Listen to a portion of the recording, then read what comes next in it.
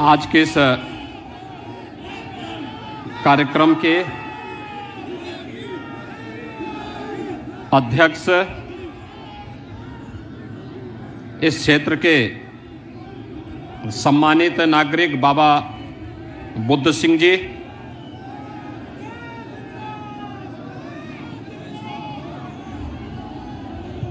लोकप्रिय सांसद पूर्व केंद्रीय मंत्री डॉक्टर सत्यपाल सिंह जी,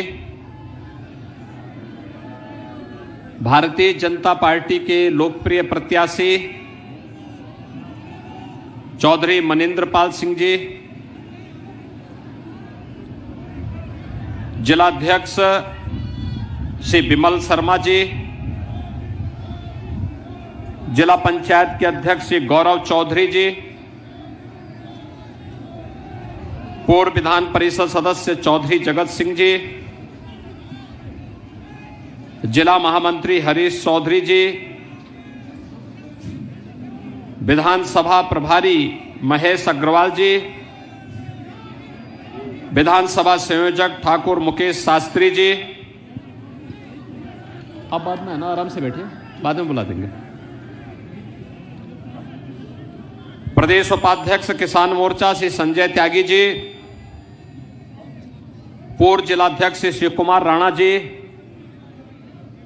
मंडल अध्यक्षगण विनोद जंदल जी, पवन शर्मा जी, बॉबी शर्मा जी, रिपुसदन सिंह जी, सोनू पुनिया जी, ब्लॉक प्रमुखगण गौरव चौधरी जी, श्रीमती रेखा, श्री मनोज चौहान जी, ब्रजवीर सैनी जी और उपस्थित भाइयों बहनों, आज भारत सरकार का वार्षिक बजट संसद में प्रस्तुत हुआ है। यह बजट भारत के 135 करोड़ लोगों के प्रगति, खुशहाली और उज्जवल भविष्य की एक विस्तृत रूपरेखा प्रस्तुत करता है। बजट में 25,000 किलोमीटर का रोड नेटवर्क,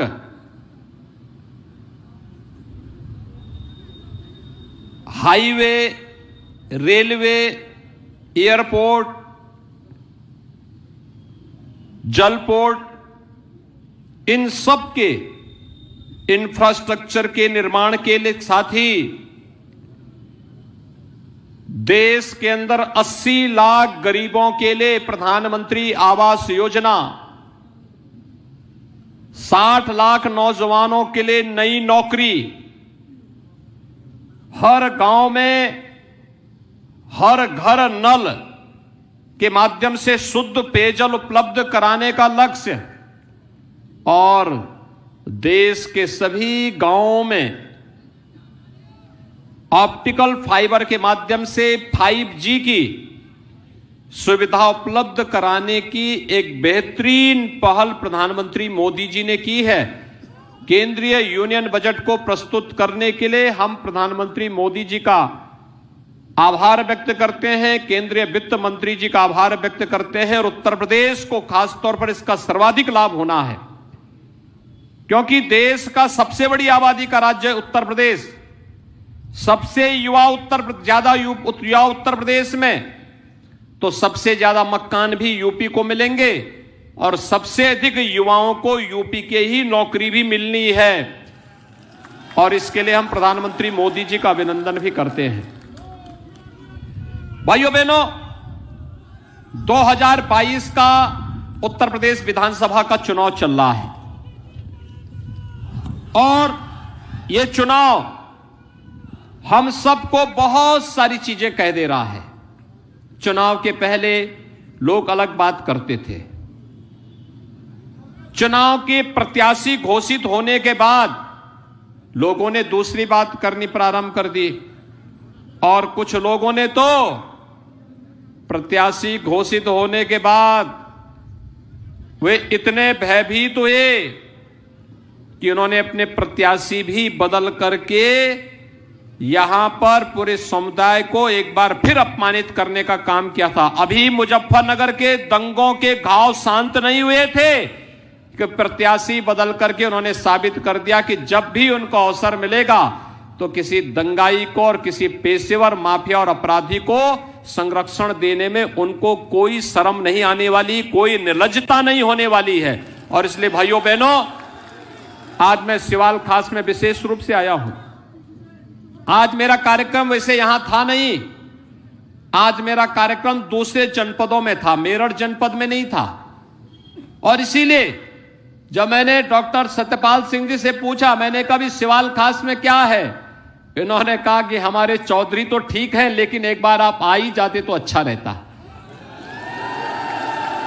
क्योंकि पिछली बार याद करिए लोकसभा चुनाव में भी मैं आया था, और भाइयों बहनों लोकसभा चुनाव के दौरान भी मैंने आप सबसे अपील की थी। याद करिए 2019 में जब लोकसभा का चुनाव था, लोकसभा के पहले क्या स्थितियां थी, 2017 के पहले क्या स्थिति थी। 2017 के पहले हर तीसरे दिन एक दंगा होता था, और दंगाइयों का मुंह तोड़ जवाब वही देगा जिसमें दम होगा ना। जब यहां के नौजवान उसका विरोध करते थे तो इन पे झूठे मुकदमे दर्ज कर दिए जाते थे,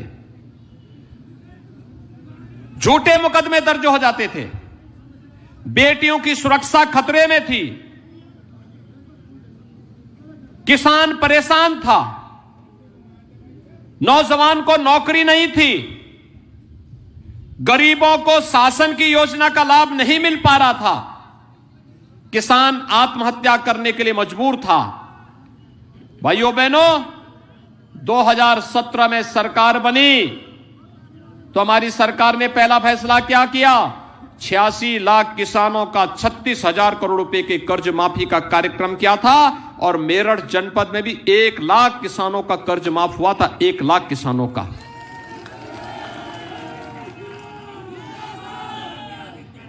भाइयों बहनों गन्ना किसानों के गन्ना मूल्य का समय पे भुगतान करवाने की तैयारी और पूरी ताकत के साथ इस कार्यक्रम को आगे बढ़ाया गया।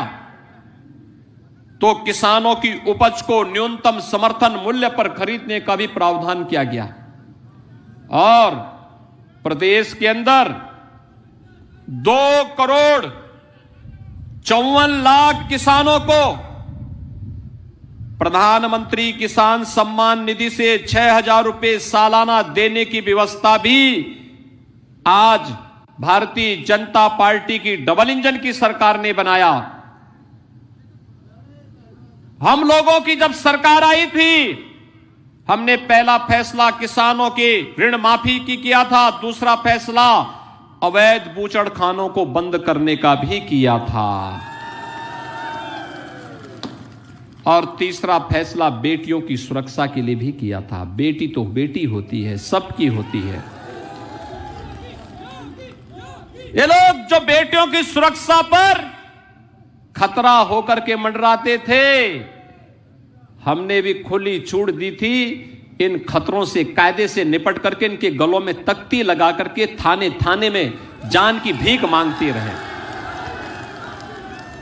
आपने 5 साल में कोई दंगा देखा? पहले तो हर तीसरे दिन दंगा होता था। क्या दंगा कराने वालों को वोट देंगे? बेटियों की सुरक्षा के लिए खतरा बने हुए लोगों को वोट देंगे? कोई स्वाभिमानी समाज अपनी बेटी और अपनी बहनों की सुरक्षा पर खतरा बने हुए तत्वों को कभी समर्थन नहीं कर सकता है। और जब संकट था तब ये 2 लड़कों की जोड़ी गायब थी, गायब थी। एक लखनऊ से जाटों को पिटवा रहा था, झूठे मुकदमों में उन्हें जेल के अंदर ठूंस रहा था। गौरव और सचिन जैसे 9 युवक मारे जा रहे थे, तो व्यक्ति उन दंगाइयों को अपने मुख्यमंत्री आवास पे बुला करके सम्मानित करता था। आज शर्म नहीं आती इन लोगों को आपके पास आकर के फिर से गुहार करने की? और इसलिए भाइयों बहनों, मैं आप सबसे यही कहने के लिए आया हूं, जितने दंगाई थे चुन चुन करके इन लोगों को भी सबक सिखाने का कार्य हुआ है। 5 साल के अंदर हमने कहा, अगर हमारे निर्दोष लोगों को तुमने प्रताड़ित किया है, तुम्हें इसकी सजा मिलनी ही चाहिए। और इसलिए भाइयों बहनों, मैं आज आपके बीच आया हूं आपसे कहने के लिए, देखिए, महत्वपूर्ण ये नहीं कौन विधायक बने, कौन सांसद बने, महत्वपूर्ण ये कि समाज की सुरक्षा होनी चाहिए, बेटियों की सुरक्षा की गारंटी मिलनी चाहिए, सुरक्षा सबसे प्राथमिक शर्त होनी चाहिए। और ये सुरक्षा केवल भारतीय जनता पार्टी की डबल इंजन की सरकार दे सकती है। केवल भारतीय जनता पार्टी की डबल इंजन की सरकार दे सकती है। सुरक्षा के लिए तो ये सपा की टोपी ही खतरा है। इनकी जो ये लाल टोपी है ना, इसको रेड अलर्ट प्रधानमंत्री जी ने वैसे ही नहीं कहा, एक खतरा है सुरक्षा के लिए, खतरा है। इस लाल टोपी का मतलब दंगा, इस लाल टोपी का मतलब हिस्ट्री सीटर, इस लाल टोपी का मतलब राह चलते हुए नागरिकों के साथ राहजनी, इस लाल टोपी का मतलब किसानों के खेत से ट्यूबवेल और वहां के पंपिंग सेट का चोरी हो जाना, यही तो है। और इसीलिए आज वो गुहार लगा रहे हैं, लाल पोटली लेकर के जा रहे हैं, हम संकल्प पे रहने। अरे तुम्हें संकल्प तो तुम ले ही नहीं सकते, तुम तो सो रहे थे जब दंगों में यहां के लोग मारे जा रहे थे। आखिर सचिन और गौरव की गलती क्या थी भाइयों बहनों? उन्होंने यही तो कहा था कि भाई हमारी बहन के साथ क्यों तुम छेड़खानी करते हो, और किसी भी भाई को बोलना चाहिए। अगर उसने रक्षा सूत्र पहना है तो वह जरूर बोलेगा, और अगर वह व्यक्ति प्रतिकार करता है तो सही प्रतिकार करता है कि भाई देखो, हमारी बहन के साथ राह चलती हुई बेटियों के साथ छेड़खानी मत करो। और भाइयों बहनों, ये लोग सुरक्षा के साथ यही सेंध लगाते थे, और इसलिए आज हम सब आपसे कहने के लिए आए हैं, अकेले भारतीय जनता पार्टी है जिसने जो कहा सो करके दिखाया है। ये गांवों के विकास के लिए, किसानों के उत्थान के लिए, नौजवानों के रोजगार के लिए, महिलाओं की सुरक्षा के लिए, इंफ्रास्ट्रक्चर डेवलपमेंट के लिए, मोदीनपुर की चीनी मिल के एक्सपेंशन की कार्रवाई हो, या मेरठ दिल्ली 12 लेन का एक्सप्रेसवे, पहले भी बन सकती थी। पिछली सरकार को फुर्सत नहीं थी, 4 घंटे लगते थे यहां से दिल्ली पहुंचने में, आज 40 मिनट में आप दिल्ली पहुंच जाते हैं। अभी तो हम रैपिड रेल दे रहे हैं, रैपिड रेल, किराया भी कम, मेरठ से बैठे और 40 मिनट में दिल्ली। भाइयों बहनों, 30,000 करोड़ रुपए खर्च कर रहे हैं मुझ पर, 30,000 करोड़। और यही नहीं, मेरठ से प्रयागराज के लिए आप गंगा मैया तो मेरठ से ही जाती है, लेकिन गंगा और यमुना मैया की संगम स्थल है प्रयागराज, एक प्रमुख धाम है। इच्छा हुई सुबह 6 बजे निकले, 12 बजे, मात्र 6 घंटे में प्रयागराज पहुंच जाएंगे। प्रयागराज में संगम में स्नान किया, आज मौनी अमावस्या भी है, और स्नान का याद भी मैं आपको दिला दे रहा हूं। सुबह 6 बजे गए, 12 बजे संगम में स्नान, फिर वहां से 2 बजे चले, रात्रि को 8 बजे अपने घर में। भाइयों बहनों, यह है विकास। पहले पैसा कहां जाता था? पहले पैसा समाजवादी पार्टी के इत्र वाले मित्र के घर में चला जाता था। इत्र वाले मित्र को देखा था ना? इत्र वाला मित्र गरीबों का पैसा, विकास का पैसा, इस पैसे को वहां नहीं लगने देता था, इकट्ठा करता था और आरसीसी की दीवार में कैद करता था। जब मां लक्ष्मी का उस पे श्राप लगा तो फिर हम लोगों को भी आदेश हुआ कि कहां बुलडोजर है। तो भाइयों बहनों, आपने देखा होगा वो आरसीसी कितनी मोटी मोटी दीवारें थी, और बुलडोजर जब उस पर चला, नोट की ढेर की गड्डियां पहाड़ बाहर निकलते हुए दिखाई दे रहे थे। ये गरीब का पैसा था, विकास का पैसा था। पहले कोई मुख्यमंत्री बनता था, अपना बंगला बनाता था। आपने देखा होगा ना, सपा बसपा की सरकार में कोई मुख्यमंत्री बना, अपना बंगला बनाता था, अपने लिए सुविधाएं खरीद करता था। बीजेपी की सरकार बनी, हम लोगों ने कहा कि नहीं भाई, गरीबों का मकान बनाओ। 43 लाख गरीबों को एक एक आवास दे चुके हैं हम लोग। तो 43 लाख गरीबों को, 2,61,00,000 गरीबों के घर में शौचालय दे दिए हैं। और सपा बसपा के लोग तो अंधेरे में रहने के आदी हैं, वो बिजली भी नहीं देते होंगे। क्या आपके यहां उनके समय में बिजली मिलती थी? सपा बसपा का मतलब अंधेरा। और क्या हमने विकास, बिजली तो सबको दी, अब तो बिजली मिल रही है ना, तो बिजली सबको हम लोगों ने दी। ये डबल इंजन की सरकार है, जहां बिजली नहीं भी लगी थी वहां बिजली लगा दी गई, और फिर भी कोई बचाव होगा, हमने उसको भी मना नहीं किया। सब जगह हम बिजली देंगे, एक एक घर तक पहुंचाएंगे, किसी को पैसा नहीं देना पड़ेगा, और फ्री में कनेक्शन भी देने जा रहे हैं। यह है सरकार। तो क्या हमने विकास में कोई भेदभाव किया क्या? कि नहीं ये ब्राह्मण है इसको दे देंगे, ये जाट है इसको नहीं देंगे, ऐसा तो नहीं हुआ ना। हमने तो कहा भाई सबका साथ सबका विकास का, न जाति को देखा, न चेहरे को देखा, न हिंदू देखा, न मुसलमान देखा, विकास सबका। लेकिन तुष्टीकरण नहीं होगा भाई। कावड़ यात्रा कोई रोकेगा तो फिर कायदे से उसका इलाज भी करेंगे। कावड़ यात्रा आपकी हो रही ना, अब पहली सरकारें रोक लगा देती थी। भाइयों बहनों, कैसी सरकार चाहिए? कावड़ यात्रा प्रारंभ करने वाली सरकार चाहिए या कावड़ यात्रा रोकने वाली? और इसीलिए भाइयों बहनों, मैं आपके बीच में आया हूं आपसे कहने के लिए, आप में से एक कोरोना कालखंड है। कोरोना में फ्री में टेस्ट, फ्री में उपचार, फ्री में वैक्सीन। कितने लोगों ने वैक्सीन लगाई है? अभिनंदन आपका।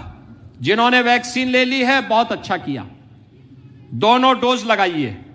जिन्होंने अभी नहीं ली उनको समझाइए ये कोरोना महामारी, इससे बचाव का एक ही उपाय है और वह है वैक्सीन। वैक्सीन की डोज लगाइए। प्रधानमंत्री मोदी जी के प्रति आभार व्यक्त करिए कि दुनिया की सबसे प्रभावी वैक्सीन मोदी जी के मार्गदर्शन में भारत ने बनाई है।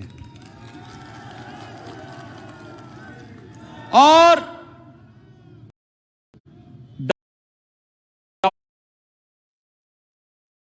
डबल इंजन की सरकार है तो डबल डोज राशन की भी गरीबों को उपलब्ध कराया जा रहा। 15 करोड़ लोगों को हम उत्तर प्रदेश में डबल, महीने में 2 बार राशन दे रहे हैं, जिससे कोरोना में किसी को इधर उधर भटकना ना पड़े। हमारे नागरिक है तो उनकी चिंता हमें ही करनी है। पहले हमारे युवाओं के लिए नौकरी निकलती थी, और ये डबल जोड़ी की जो आई है ना, 2 लड़कों की जोड़ी, इनमें से एक जोड़ीदार अपने चाचा के साथ वसूली में निकल पड़ते थे। तब मेरठ और सिवाल खास का नंबर नहीं आता था। हमारे समय में तो जब मैं लोकसभा चुनाव में आया था, डॉक्टर सत्यपाल सिंह जी के यहां बागपत के एक गांव में, इन्होंने कहा था मैं यहां से जीतूंगा। मैंने कहा कैसे? इन्होंने कहा चलिए, इस गांव में 27 हमारे जाट नौजवान पुलिस में भर्ती हुए हैं। ये बीजेपी की सरकार के समय हुआ है। पहले तो आपका चेहरा देख करके आपको बाहर कर दिया जाता था, नहीं तुम पुलिस में भर्ती नहीं हो सकते, छांट दिया जाता था, क्योंकि सेफाई घराना उसमें हावी हो जाता था। लेकिन भाइयों बहनों, आज मैं आप सबसे कहने के लिए आया हूं, 5 लाख नौजवानों को सरकारी नौकरी दी, कानून व्यवस्था की बेहतर स्थिति हुई, तो लोगों ने निवेश किया। 1,61,00,000 नौजवानों को हम लोगों ने रोजगार और नौकरी के साथ जोड़ा। और अब तो उत्तर प्रदेश का नौजवान भी ओलंपिक में मेडल लाएगा, क्योंकि हम लोगों ने मेजर ध्यानचंद जी के नाम पर एक स्पोर्ट्स विश्वविद्यालय भी मेरठ में दे दिया है। ये विकास है।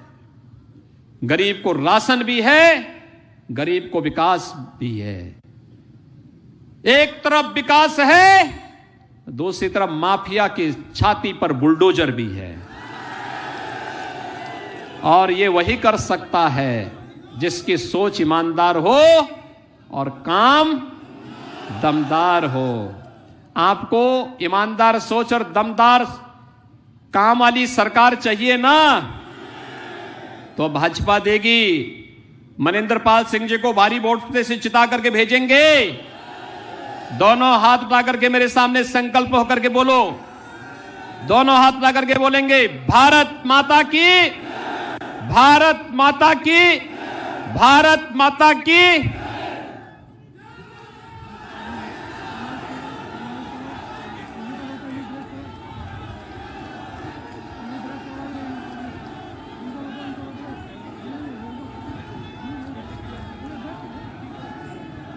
बहुत बहुत धन्यवाद माननीय आपके प्रेरणादायी उद्बोधन के लिए।